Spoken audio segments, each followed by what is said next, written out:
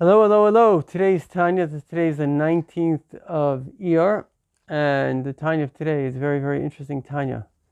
So the Alter Rebbe says that basically, very interesting point, which is what's the connection between the brachas of Shema and Shema. So we know that the whole idea of a bracha is a hamshacha. It's to manifest the mitzvah or the divine energy. That's why we say with the bracha, Asher Kedishanu b'mitzvos v'tzivanu, He made us holy with His mitzvahs. And Kishanu, as we said before, is the idea of unity. We do a bracha, we get divine unity. So the idea is that the two brachas before Shema, in a certain sense, they're very different from any other bracha. I can't even think of any bracha that's similar to them. Because every bracha like speaks of the Shabbos candles. But this bracha doesn't say that commanded us to say Shema twice a day. In fact, it speaks about, the first bracha is about Hashem creating the world, and it speaks about the angels, how they praise Hashem. And the question is, what's the relevance to Shema? So we said before that the intention of Shema, the idea of Shema, is that a person is ready to give their life to Hashem. Not only that, we say, V'ahavta Hashem Elokecha b'chol levavecha, with all your heart, b'chol nafshecha v'chol me'idecha. And so the point is that what is the interpretation of b'chol levavecha? So it's very interesting because Alter Rebbe, I don't know if it's interpreted like this elsewhere, but he interprets b'chol levavcha, which is b'shnei yitzracha, with your yetzer, with your desires. And what is the desire of the person? Is his wife and his children. That's the nature of a human being, is to be connected deeply to his wife and children. People give their whole life to their wife and children. They give their life up for their wife and children. So it shows that it's such a powerful love that a person has, that and our job now is to give our life even to Hashem even more. Who's the example of this? Of course, is Avraham Avinu. Nobody loved his son more than Avram. He wasn't born in old age of 40 or 50. He was born in old age of 99. It was his ben skunim. It was his everything. And yet, when Hashem said to sacrifice him, only if your love for Hashem is even greater than your love for your son could you possibly even think of doing that, or maybe your sense of duty, whatever it might be, but in this context, the sense of love. And it's an important thing because a person's values and convictions, I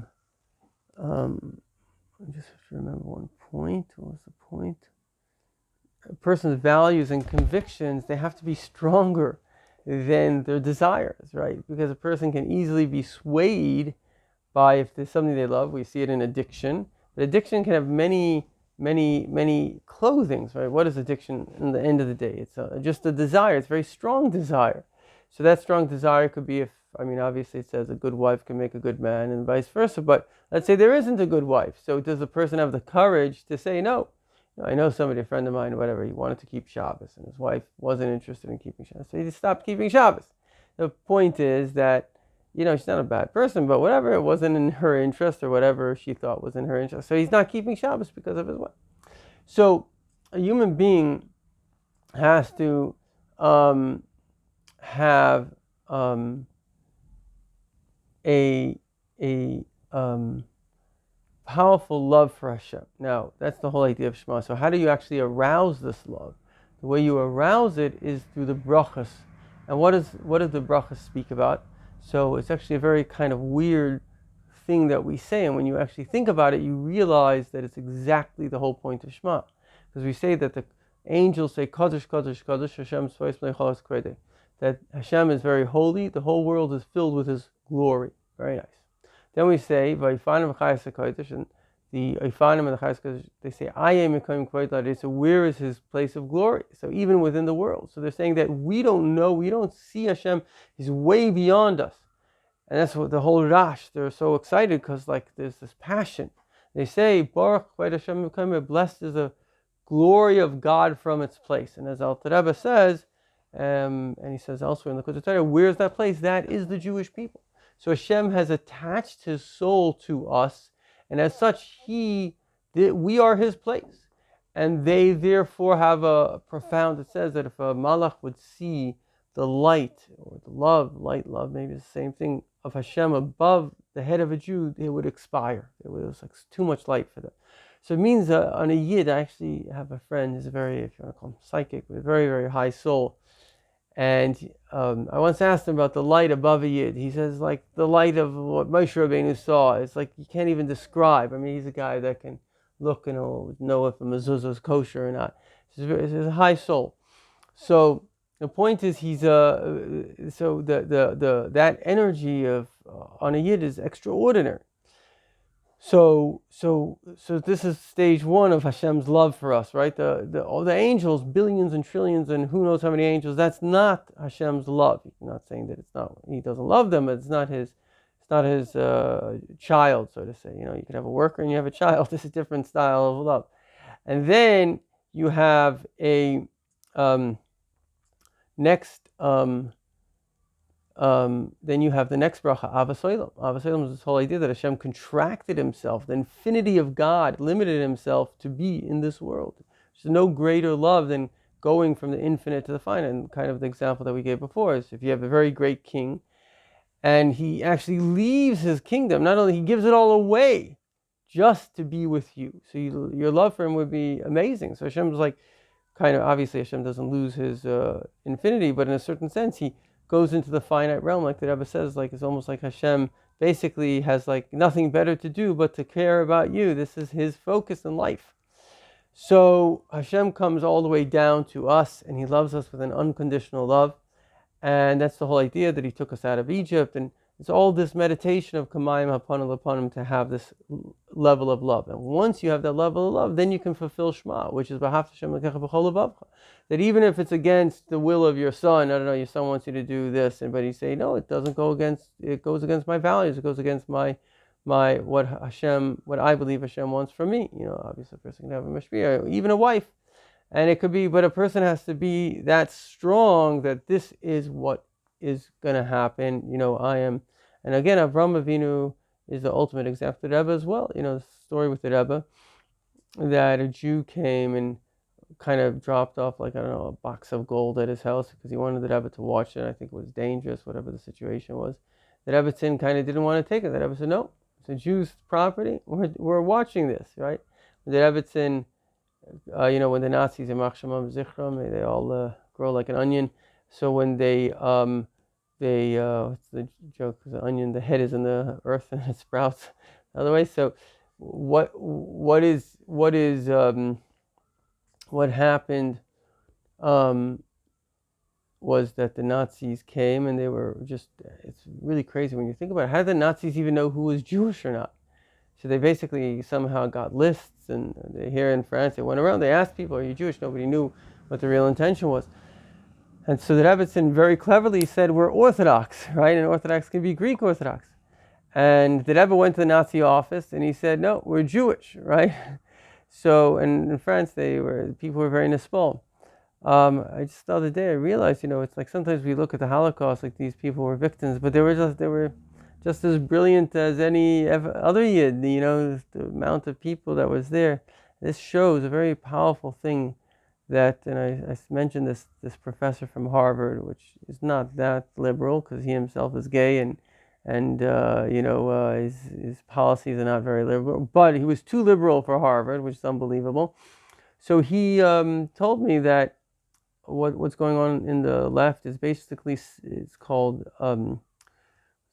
nihilism. It's a desire to destroy themselves.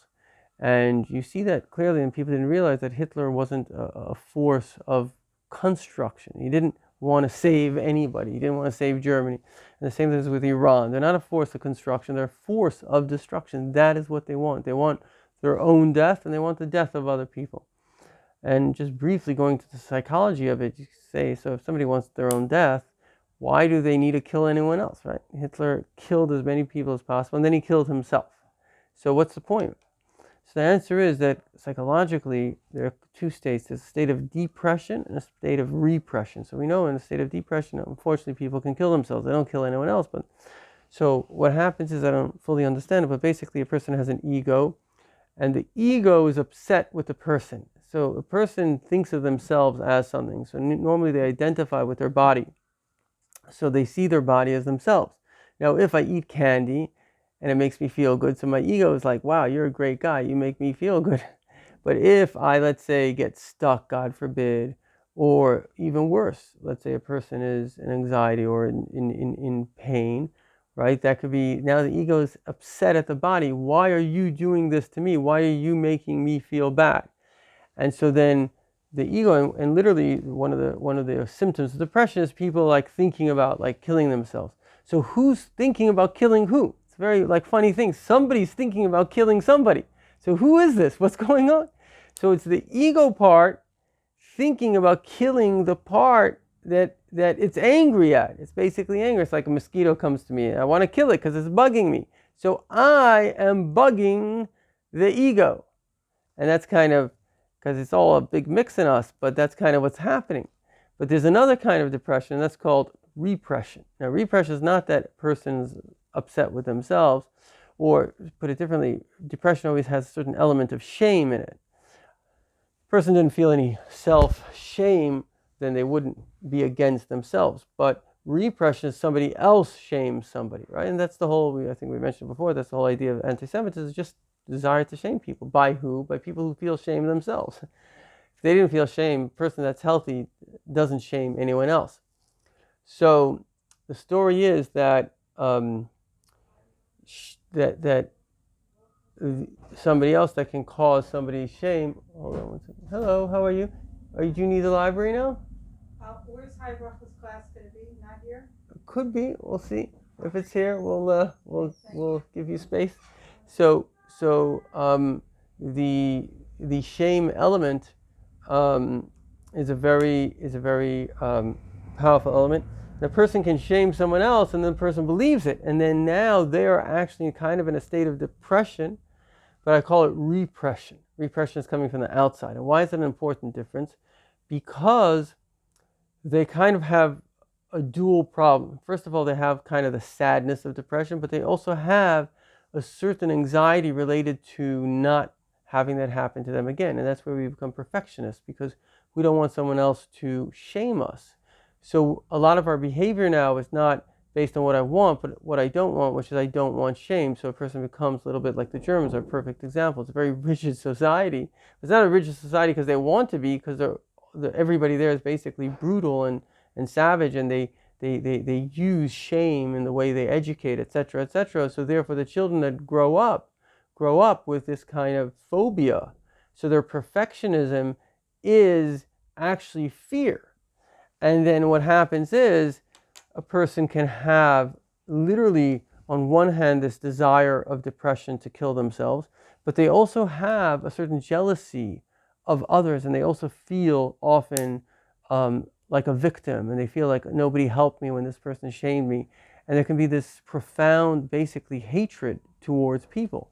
And that really sums up the motive, because there always has to be a motive of Hitler, which was basically to kill people. And also there's this sadism, this pleasure in hurting people because of this hatred.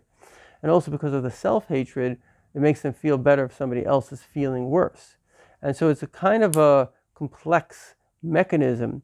But bringing it back to Tanya, bringing it to something positive, the positivity of everything is that we have this amazing ability to love Hashem unconditionally.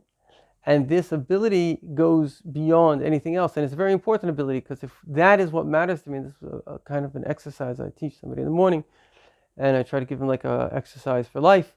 So one of the ideas is that if we actually see ourselves as a servant of Hashem, then nothing can really touch us. Because Baal Shem Tov says, a person, you can only break something that has a surface area, right? So I can break this because it has something. Even this is a little harder, it's metal, but I can, take something else, I can break it.